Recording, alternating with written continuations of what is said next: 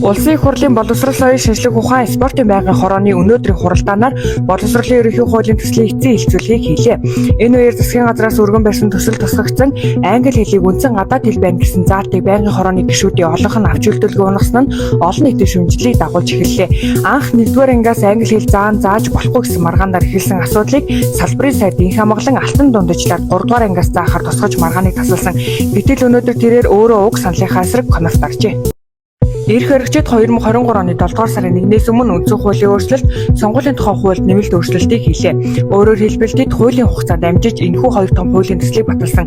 Улсын хурлын дарга Замдан шатар өнгөрсөн баасан гарагт ардчилсан намынхантай тоглоом нэргэн хийж инээд алтан суусны учрын чинь байх.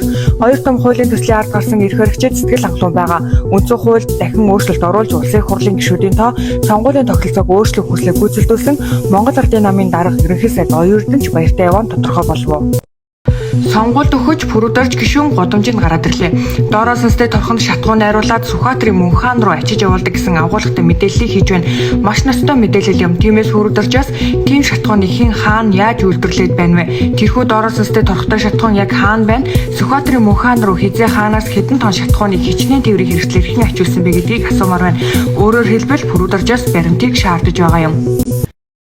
Гацуурт компани Тузын дарга Чинбатад Land Cruiser 200 загварын 1559 ОБЦ улсын дугаартай автомашинаараа хүн дарж гэмтээсэн үйлдэлд нь Эрэг хуулийн ерөнхий ангийн 2-ын 8-ын 1-р хэсгийн журмалсан тусгай ангийн 10-ын 1-т заасан хүний амийг хөнөөхөөр завцсан цахим сүлжээнд нэр бүхий иргэдийг малын улгаа чимээ мэдээлэл гаргаж бусдыг гүтгсэн гэж Эрэг хуулийн 13-ын 14-т зааснаар хэрэгнээ шалгаж байна. Цагдаагийн байгууллагын 102 тусгай дугаарын утсанд 2023 оны 6-р сарын 17-ны өдрийн 15 цаг 12 минутанд хаавал дүүргийн 7-р хорооны нутаг дэвсгэрт таксийн цугаад өлөөтэй хүүхдээ үлдээгээд явсан гэх дуудлага мэдээлэл ирүүлснийг хойшлуулшгүй мөрдөө шалгах ажиллагаа явуулж хүүхдийг их хүүхдийн эрүүл мэндийн үндэсний төвийн эмчийн үзлэгт хамруулан төр хамгаалах байранд байршуулан хүүхэд хамгааллын тухай хуульд заасан нэг шаардлагатай тусламжийг цаг алдалгүй үзүүлэн ажилласан байна.